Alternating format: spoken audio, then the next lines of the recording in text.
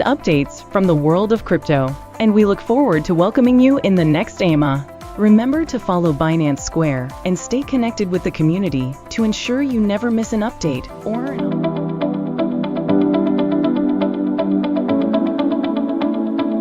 to another Binance Live, and thank you for joining us. So today we are going to discuss a product category that has become increasingly important in DeFi on-chain vaults. So vaults are attractive because they centralize something that used to require a lot of manual work. Instead of moving capital between different protocols, checking yields, managing collateral, and constantly rebalancing positions, a users can deposit assets into one smart contract and receive exposure to a strategy. From the user's perspective, the experience can look very simple. You deposit USDC, Ethereum, or another assets, receive a vault token or share representing your position, and the system begins deploying the capital according to a strategy. So, but once we look behind the interface, the structure become more complicated. Someone may have designed the strategy, selected the market, approved the protocols, and changed the allocations or decided whether like when to reduce risk. That person may be described as a curator, strategist, allocator, or manager, but the economic function can start to look similar to professional asset management. So this raises an important questions like, is an on-chain vault simplified software, or can it become a managed investment product even when the assets remain inside smart contracts? So the legal answer will depend on the structure and the jurisdiction. So today's conversation is not legal advice, but the economic questions is already relevant. A non-custodial product can still involve managerial discretions. A vault token can still represent an interest in a pool of assets. A front end can still influence how users discover and enter the products. So the SEC's 2026 crypto interpretation also makes a useful distinctions between the crypto assets itself and transactions or arrangements surrounding it. A token may not automatically be a security on its own, while the way it is offered and the reliance places on the people's managerial efforts can still matter. So the SEC has also issued separate guidance addressing when interface dealing with crypto assets. Securities may raise broker dealing questions. So today we are not going to ask whether every vault is a legally fund. That would be too broad. So we are going to look at the real diving lines, like who controls the strategy, whether the users is relying on someone's judgment, how to return in uh, presented, and what happened when loss occurs. So joining us today are Paula, CEO of AetheriumX, Mike, head of AI, and Americas, and Andrews, head of business development. So Paula, Mike, Andrew, welcome. So could you please introduce and go ahead? Hello, guys. So, Paula, yeah.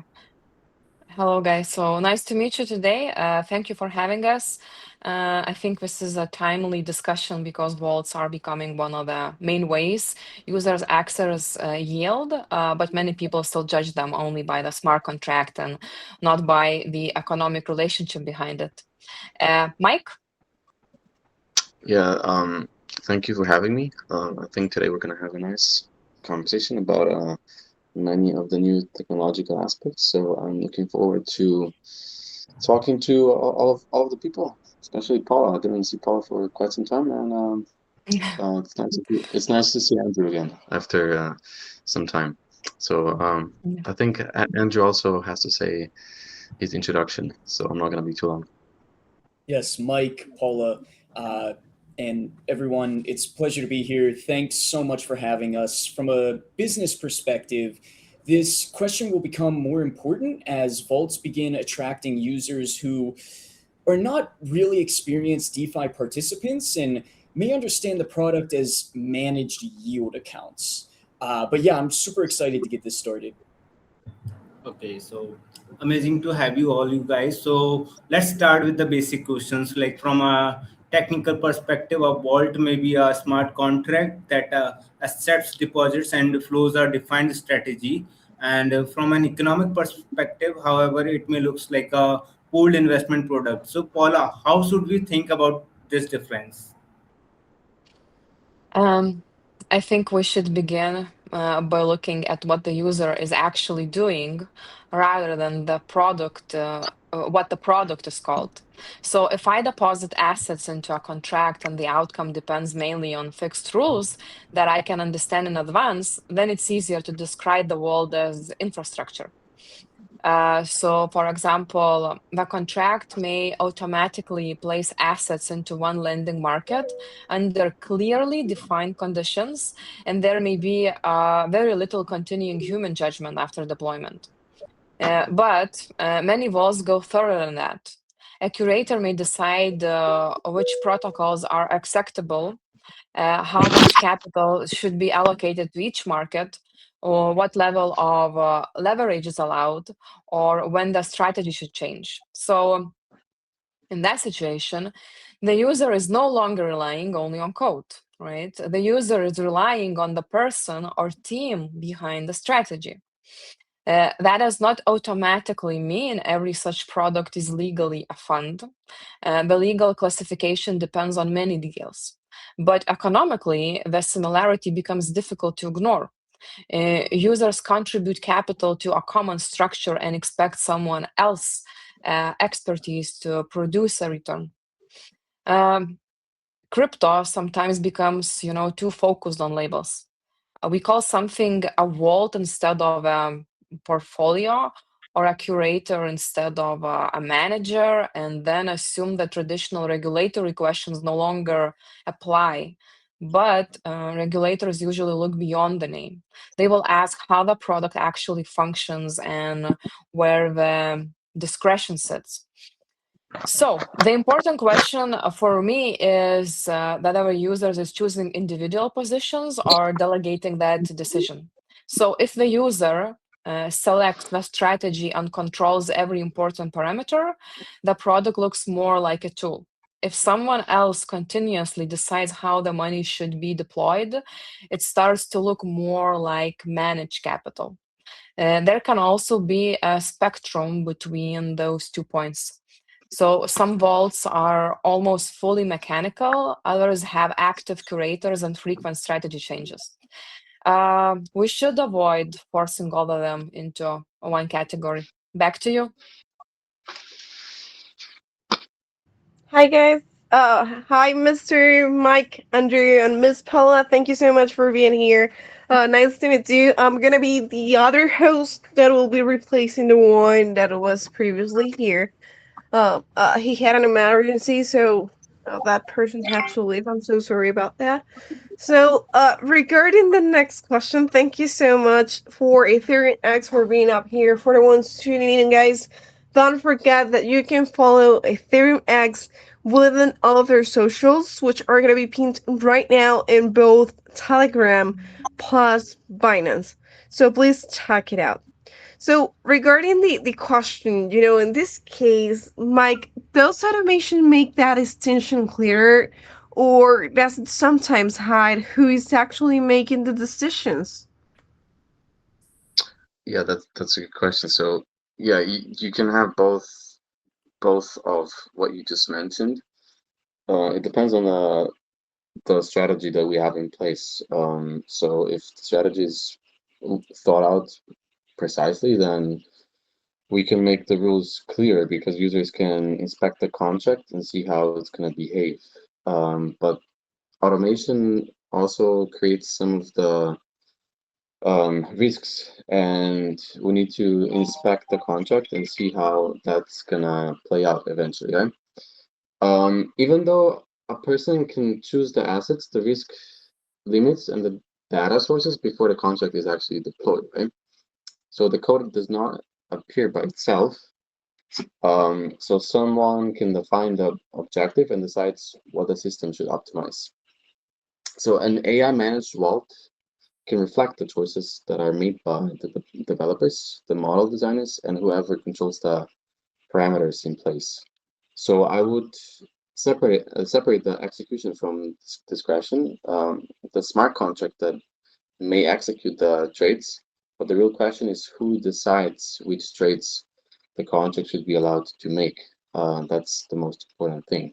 So if those decisions can be changed by the curator, then the strategy still contains an active management layer that we need to take into consideration.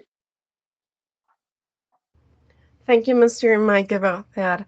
And that actually brings us directly to the role of the curator. Many protocols describe curators as specialists who select markets. They actually define risk parameters and manage allocations. So, Andrew, could you please tell us when does that role begin to resemble traditional investment management? Thank you. Sure, I'd be happy to. Melanie, thank you for the question. And everyone can hear me all right? I just turned on my microphone. It sound good? Yeah, that's fine. Okay. Yeah, I can hear you. Just wanted to make sure. So I think it starts to resemble investment management when the curator has meaningful discretion over how user capital is deployed, and users are choosing the product because they trust that judgment, right? So there is a difference between maintaining technical parameters and making investment decisions overall. So if someone only updates a contract because a protocol has changed its API, it's not really asset management, at least from my perspective, right? So if the person instead decides that one lending market offers a better risk-adjusted return than another, or moves capital because they expect a certain market condition, that is way closer to portfolio management overall. So the way the product is marketed, of course, also matters. If the front end says, in effect, deposit here and our professional team will find the best opportunities for you, then the user is clearly being encouraged to rely on managerial expertise. Calling that team a curator instead of a fund manager may not change the economic reality. So at the same time, the industry should not assume that any person who sets risk parameter automatically becomes a regulated advisor. Protocol governance requires people to actually make decisions. So the more useful approach is to, at least from my perspective, is to examine the amount of discretion, the relationship with users, and also whether compensation is connected to managing their capital. So this is where commercial structure becomes very important. Does the curator receive a management fee or a performance fee? Can they change the strategy without individual user approval? Are users given enough information to understand what has been changed? Can they withdraw before a new strategy takes effect? The answers to all of those questions tells us whether the curator is providing infrastructure or running something that looks much closer to a managed product. But Paula, maybe you have something to add on here? Yes, thank you. Actually, very well spoken. I would add that user perception is also important. So many users are not reading the smart contract or following governance discussions. They see a yield figure, a risk label, and the name of a curator they recognize. So in practice, they are often making a decision similar to choosing an asset manager. They are saying, I trust this team to decide where my money should go, right? So that does not settle the legal analysis, but it should affect how the product is designed. So if users are relying on that trust, the curator should not hide behind the idea that everything is just a code. There should be a clear disclosure about who can change the strategy and what authority they actually have. Back to the host. Thank you. Thank you so much, Paula. And moving on a little bit, let's look at the user's position. When a user deposits into Bolt and actually receives a received token or a Bolt share, for example, are they simply holding another crypto token, or are they actually entering managed investment arrangement? Thank you. Yeah, I think I can answer that question. So I think this is why we focus only on the token. Like putting emphasis on the token itself can be quite misleading, right? The token may simply represent the user's claim on the assets inside the actual vault. So technically, it can function as an accounting mechanism, but the regulatory analysis may look at the entire arrangement rather than only the token's code. So the user may deposit because they expect a return generated by a strategy operated by someone else. However, the return may come from lending, liquidity provision, credit allocation, or leverage positions. So if the user's outcome depends heavily on the efforts of the curator or the manager, then the arrangement begins to look different from simply holding a utility token, right? So the SEC's current crypto framework explicitly distinguishes a crypto asset from an investment contract that may exist around its offer or sale. But this may change with the Crypto Clarity Act that's upcoming. I think there's going to be a vote in August sometime. So if they pass a vote, you can expect this to be quite bullish for crypto, and it's going to open the floodgates for the thing that we're just mentioning here. So that means the vault token itself is only a receipt. It may not answer the whole question that I'm talking about. The surrounding promises, material structure, and user expectation can still matter to an extent. It depends on the context, as always. I'm not gonna mention that everything is the same because it's not. Every single thing that we have, it's always gonna depend on the context. So I'm not gonna like make everything ubiquitous, and I'm not gonna generalize things that shouldn't be generalized because this is crypto, not not something easy to understand. And I don't want people to think this is like an easy thing that we're talking about. It's not. So another point is whether users really can understand what the token represents. So that's exactly what I'm mentioning, because if I make this easy to understand, people are gonna think, oh, this is easy, like everyone can do it. No, sadly, you can't. Everyone wants to be Albert Einstein, but Einstein is a bit too crazy for most of us, and we probably don't even understand how he thinks. Same thing with Carl Magnusson, the chess master. I'm pretty sure like a lot of us want to be on the same level as him, but it takes a bit of crazy and genius at the same time, right? So I don't think the solution is to make every product unreadable with the legal language. But we need something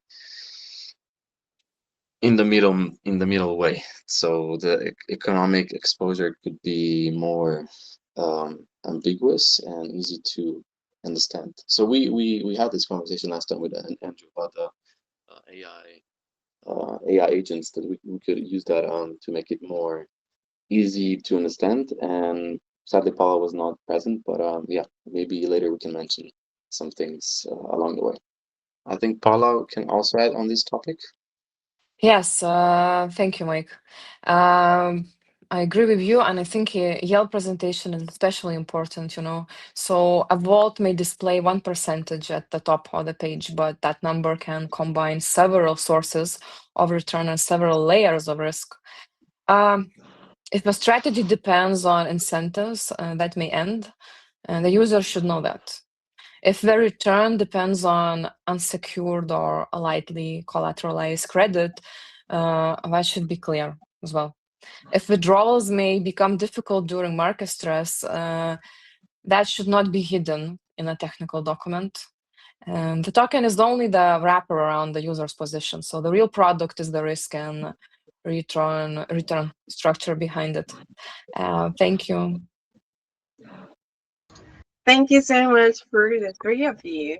And I want to go into one of the most important things of this conversation, which is a non-custodial design. So one of the most common arguments in DeFi is that the protocol that we're talking about is non-custodial. So the user basically signs the transaction, the assets remain in the smart contract, and then the manager never directly holds the funds. That's how it works. But does that actually remove securities law or investment advisor concerns? I think this is a question for me, so I will start. I do not think non-custodial design automatically removes those questions. Custody is important, and a non-custodial structure can reduce certain risk. The manager may not be able to simply transfer the assets to a personal wallet, and the user may be able to withdraw directly through the contract. Those are meaningful protections. But custody and discretion are not the same thing. A person can influence how capital is invested without personally holding the assets. If the manager controls the strategy, chooses the markets, or can change risk limits, then the user may still be relying on that person's judgment. So, this is the central point of the whole discussion. Putting money into a smart contract does not prove that there is no manager. We have to look at who controls the economic decisions. Non-custodial systems may also contain different forms of control, and an admin key may allow someone to pause the world, change an implementation, or replace a strategy model. Governance may have authority over approved markets. A front end may decide which walls receive the most visibility. These powers may be necessary for security and product maintenance, but they should be disclosed rather than hidden behind the word decentralized. Mike, I know you love the subject. Do you have anything to add on top? Yeah, of course. There's always there's plenty of things I would like to talk about, but usually it's the time limit for me. So as much as I agree with you, there's usually some tendency that when we create the custody as only the task, it's kind of easy to understand what's happening in the background, right? So either someone holds the asset or they do not. So they usually say either you have it or you don't. There's nothing in between. So basically, same thing with money. Money cannot be any other state. It is or isn't, right? False or true. I think that's the state of money, right? So modern financial systems can separate custody, execution, and management. Although I don't want to generalize this too much because it's more complicated than that, especially like nowadays. The systems are more complex than in the past, and the curator itself may never possess the user's private key, but they still have the influence over the outcome. So if you sign over the funds to a bank, they will manage those assets. Like they are yours, but they can do whatever they want as long as they hold enough reserves in the bank, basically, right? So I think nowadays the percentage should be around 10%, if I remember, with the Fed. Could be even lower, since the 2020 when they did the liquidity, when they printed a lot of money, basically. So that might have dropped to like 5% or something. And it also depends on the central banks all over the place. So the non-custodial design itself can improve the actual product, but it's not going to be a universal exemption from every other responsibility. So act accordingly, protect your capital and assets, and pick the winning horses, basically. That's what I'm saying. No, I'd agree with you there. And to jump in from a business perspective, right, I would also be careful about using non-custodial as the main marketing claim. So users may interpret that, because people interpret things in their own way. They may interpret it as meaning there is almost no counterparty or management risk, which is not always true. Right? So there can still be smart contract risk, oracle risk, strategy risk, and exposure to external protocols. The fact that the team cannot directly withdraw assets does not mean the product cannot lose money because of the team's decisions that they make. But just chiming in a little bit there, we could send it back to the host.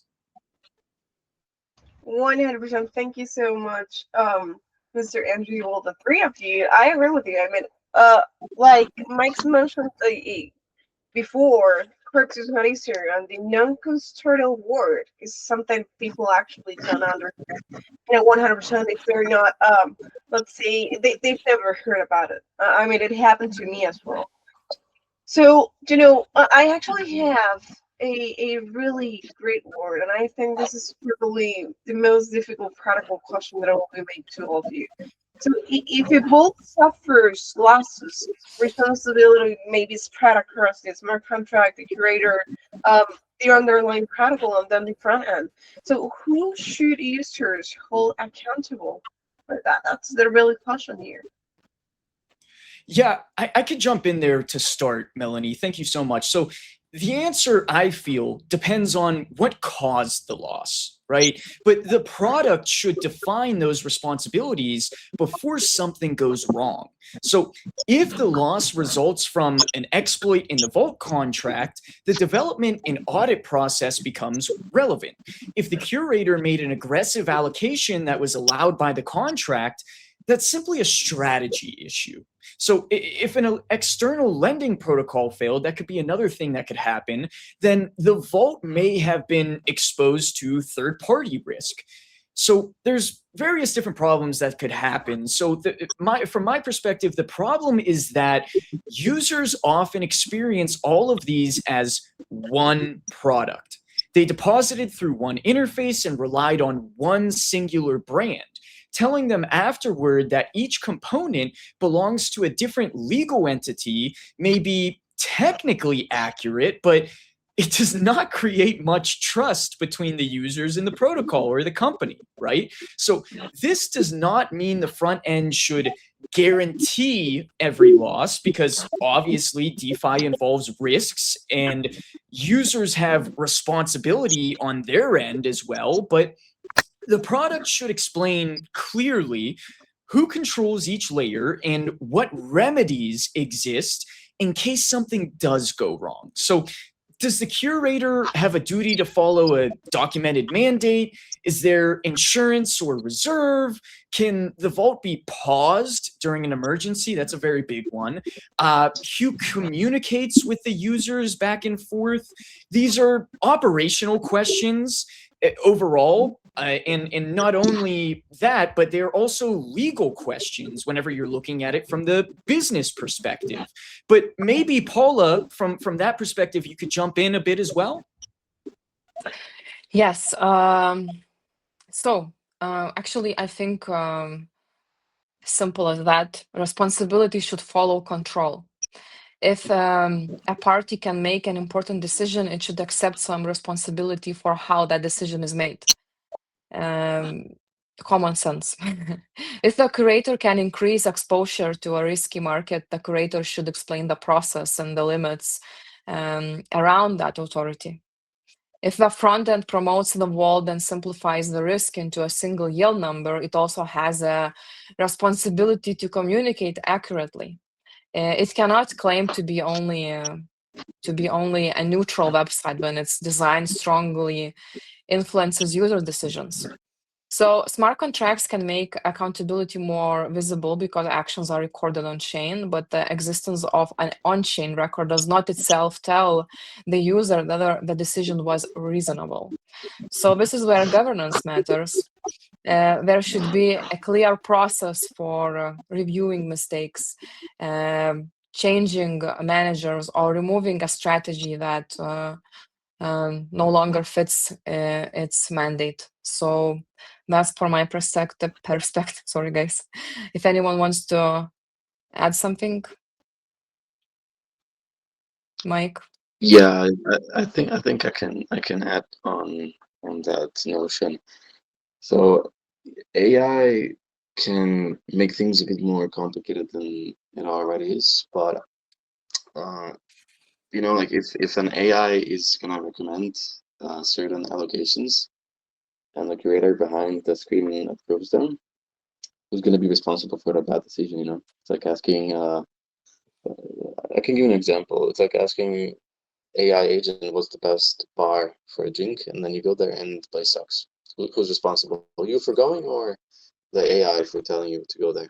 It's kind of hard, AI. like it's kind of slippery slope, So can you say that you're the stupid one, or the AI is the stupid one? A lot of people are not going to take any accountability. So in my case, I would say I'm the stupid one because I went there, not just the AI. But a lot of people cannot take any responsibility and accountability nowadays. So from my point of view, the human or organization that is behind the model needs to take responsibility for some of the actions. Not everything, of course, but it depends on the context, as always, and the severity of the situation. Like everyone wants to generalize things nowadays and make it overly simplified, but like you need to approach everything with flexible hands because every situation is maybe different. So it's like memorizing. It's like memorizing how to do your job. You're probably gonna do, like, if you work in a factory, probably not a problem. But like if you need to be, on the go and handle the situation as it arises, then you're gonna have a lot of problems. Because it's impossible to memorize everything. So as far as the AI goes, yeah, it's gonna be able to assist you with a lot of the systems in place and monitoring and the execution that comes along with it. But you still need someone behind the screen pulling the nuclear option. Maybe like double key in the submarine, maybe triple keys behind the neck. That's the only way we can avoid drama when things go haywire. That's my opinion. 100%. Thank you so much, Mike, Andrew, and Paula. I made it's a crazy situation when it comes to this type of topics that maybe people don't know about if they have never invested. We're having AI, we're having an non-custodial port, so it's a little bit, I wouldn't say tricky, but you need to have a lot of knowledge when trading and using this type of services. So, so some people will hear this discussion and worry about the regulation part that could actually remove maybe the openness that made DeFi useful. So, is there a kind of middle ground where bots become more accountable without simply becoming traditional funds on a blockchain? Thank you. Yeah. So to continue the point from before, yeah, there's always middle ground. It depends where you're standing. If I stand from my point of view, the middle ground is going to be different for everyone, right?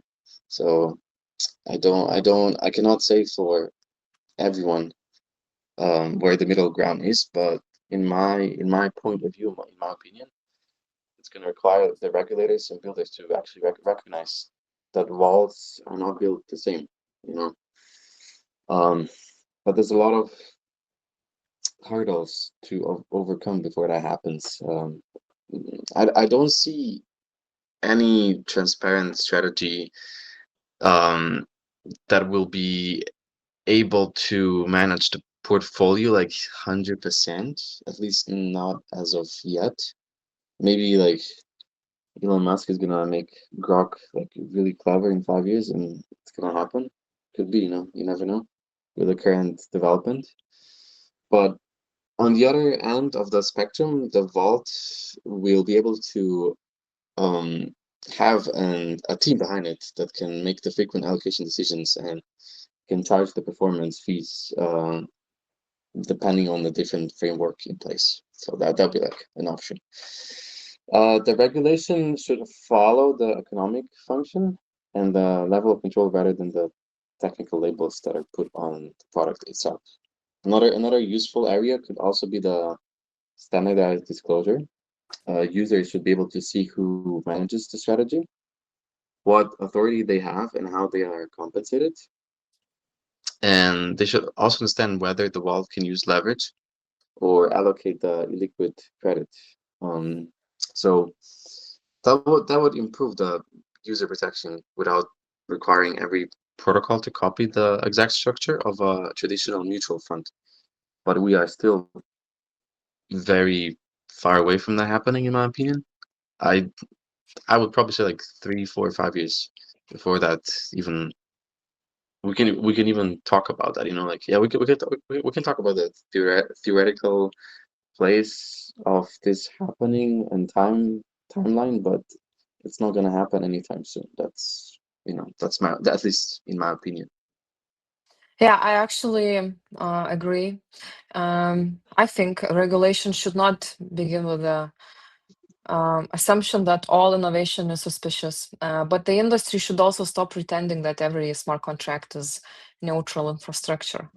The strongest projects will probably be the ones that can explain the structure clearly. I'm always highlighting that.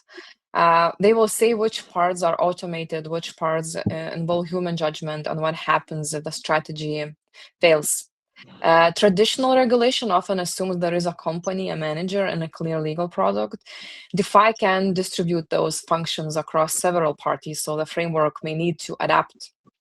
But decentralization cannot simply mean that responsibility disappears. If nobody is responsible, mainstream users and institutions will not trust a product with significant capital. So that's from my perspective. Andrew, do you have any insights from your side? Yeah, from the commercial side, clear rules may actually help strong vaults scale in their process. So institutions and larger users need to know who's operating the strategy and what standards apply overall. A completely anonymous structure may attract some crypto native capital, but it is difficult to build long-term partnerships around it. Whenever you have completely anonymous structures, people from outside of crypto native, they're going to have a hard time maybe understanding, wanting to get involved, or seeing a need of why to get involved. So the goal should not be to make every vault look like a bank fund, right? I'm not saying that, but it should be to create enough clarity that users can understand what they're buying, whether they're a part of Web3 or they're not really a part of Web3. But again, just wanted to add a little bit in there. Thank you. So back to the host then. Thank you so much, guys, for that. Let's make it practical on a 100%. Before actually passing it into Bolt, what should users actually look at? I can start. The first thing I would look at is who controls the strategy. Is it fixed in code, controlled by governance, or managed by an identifiable curator? Users should also check whether that authority can change after they deposit. The second issue is the source of the return. A high yield is not an explanation. Users need to understand whether it comes from borrower interest, trading fees, token incentives, leverage, or credit exposure.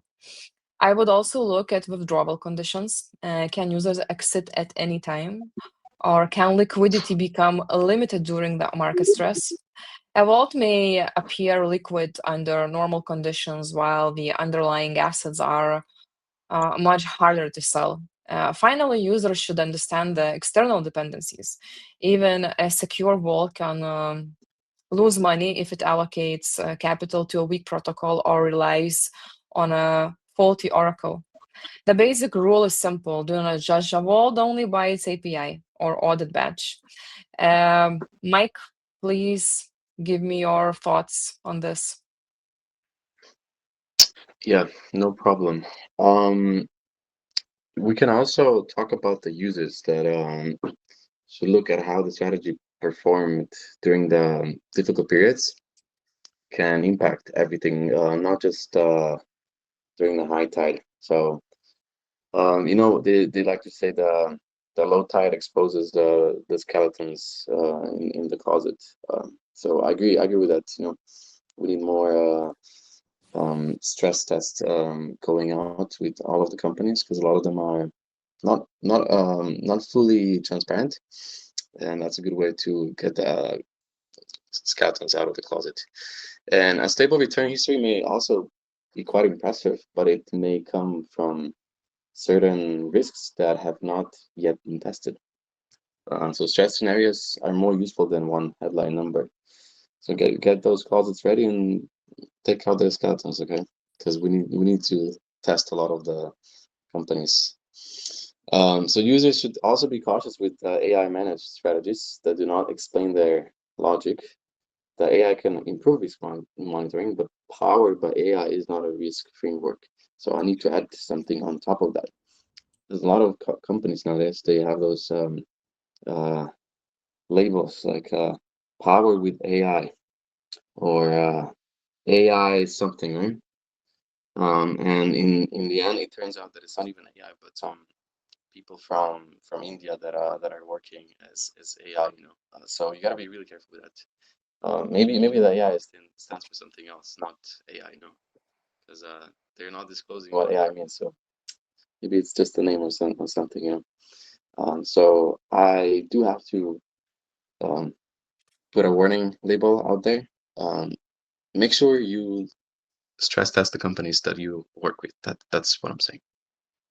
No, Mike, I totally agree. And if I could jump in just saying, I love your analogies. Let's bring all the skeletons out of the closet here because I would also check incentives as well. So how does a curator get paid? Very important question. Does the fee encourage long-term risk management, or does it reward taking aggressive positions to increase short-term performance, right? It's very important that you can understand whether it's short-term or long-term, sometimes even more medium-term, depending on how you think and what your perspective of long-term or short-term is. The best designed products try to align the curator's incentives with the user's outcome overall. But I'll give it back to the host. I just wanted to add another little bit there. I know I've been doing that this whole time. Go ahead. It's okay. Thank you, Andrew. And thank you guys for your own opinion. I mean, I really agree with you. It's a really interesting discussion. But we have gotten to the point where we ask ourselves, okay, what will happen? Or what will the on-chain asset management market look like next? And that's why I wanted to make this question probably the final one, just to grab up a little bit. Where do you think on-chain vaults are headed over the next few years? Thank you. Yeah, I could start there. I think vaults, on-chain vaults, will become a much larger distribution layer for on-chain financial products as a whole, right? So most users do not want to manage 10 different protocols by themselves. That could not only be a lot to manage, but people have things going on every day. They have to go to work. They have to sometimes take care of their family. So managing 10 different protocols by themselves, it's not really realistic most of the time. So they want a product that packages a strategy in a way that they can understand. That demand will continue to grow as more stablecoins, tokenized assets, and credit products move on chain, right? At least that's what I think. So the market, something to pay attention to, the market will probably divide into different categories. Some vaults will remain open and crypto native, but others will become regulated products offered through familiar financial platforms. The successful teams will be the ones that clearly define which category they belong to. One of those two, or maybe if another one comes out, but I feel it's going to be those two categories, and the most successful teams will define that clearly. But if someone else wanted to jump in here as well, I know this is our final question. Yeah, I'm gonna add something on top of that. Because Andrew has been talking a lot, so I think he's gonna run out of steam. Yeah, thanks, Mike. You can take a break, and don't worry. Probably like five more minutes, and you can catch a break. Have a breather. So I also expect some automation coming from the AI in the future, especially when it comes to risk monitoring and capital routing. In some way, this is already happening. So I can say that I'm expecting it's already in the process of happening, but in the future is going to be more optimized when the AI gets even better. So the AI will be able to help analyze changing liquidity, the borrower health, and the actual protocol exposure. Even though like it already does that in some ways, you have those websites that analyze like how healthy a protocol is, the liquidity, or how illiquid something is, if I can say that. So the automation is going to make governance more important because people are going to want more transparency in a way. It's gonna open the system that is still gonna have clear limits, but the oversight and emergency process is gonna be more transparent to the overall user base. The vault of the future may appear kind of simplified to the actual user, but the infrastructure behind it will be a lot more sophisticated. It's like if I can explain this like in an easy way, right? We're using the video call. It's pretty easy to use, but like I don't think any of us here can design or code the app that we're using. Not even close, right? So it looks easy, but you know, it's probably not that easy to understand how the functions work. Yeah, I agree with the guys. I also think the biggest shift is that DeFi is moving from self-directed trading toward delegated financial activity. That creates a real opportunity because it makes on-chain finance accessible to more people. But delegation always creates questions about trust and responsibility. So the industry should not be afraid of those questions, right? And on-chain vault can be code, infrastructure, and managed product at the same time. The classification depends on where control sits and what the user is being promised. The projects that succeed will not be the ones that find the cleverest name for the manager. They will be the ones that make the relationship between the user, the strategy, and the responsible parties clear. So I guess that's it. Back to the host. Thank you so much, guys. And like I've mentioned before, I mean, that was actually the last question from this discussion. And that was actually a good place to end.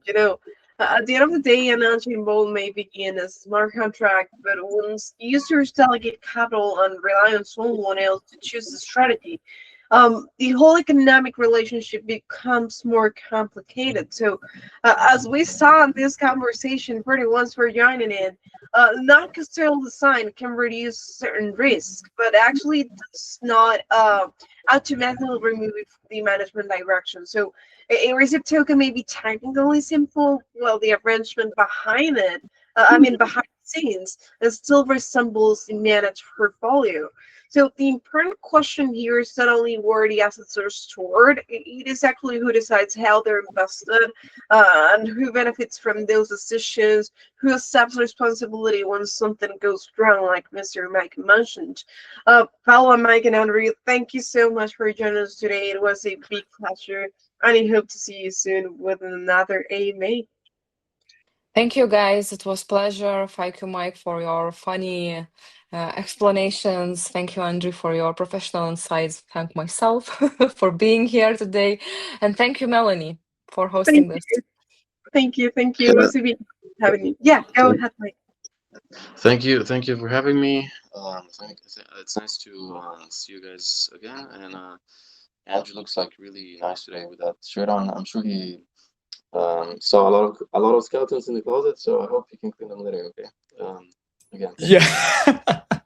We'll certainly be doing some cleaning later. Mike, again, pleasure to hop on and stream with you another time. Paula, our first time streaming together, such a great speaker. I mean, we really make a great team, the three of us. And of course, Melanie, great host. Thank you so much. I hope the other hosts that had to leave, everything's okay with him. I really enjoyed this one. I think we had a lot of great topics, a lot of great questions from your side. And yeah, thanks again. Have a good day, everybody. Bye-bye, guys. Thank you. And thank you for everyone watching, of course, here in Binance. Again, like I've mentioned before during the AMA, please go through the pinned message here on Binance Plus, the Crypto Solution Announcement channel, where you will be able to find out all the AetheriumX social media, more discussions, of course, about DeFi, IRAA. It's crazy the amount of topics that you will be having inside of the project. This is not a normal project. It's a really great one, guys. It has gotten really great potential, so please check it out and see you next time. Thank you. Bye-bye. Bye-bye.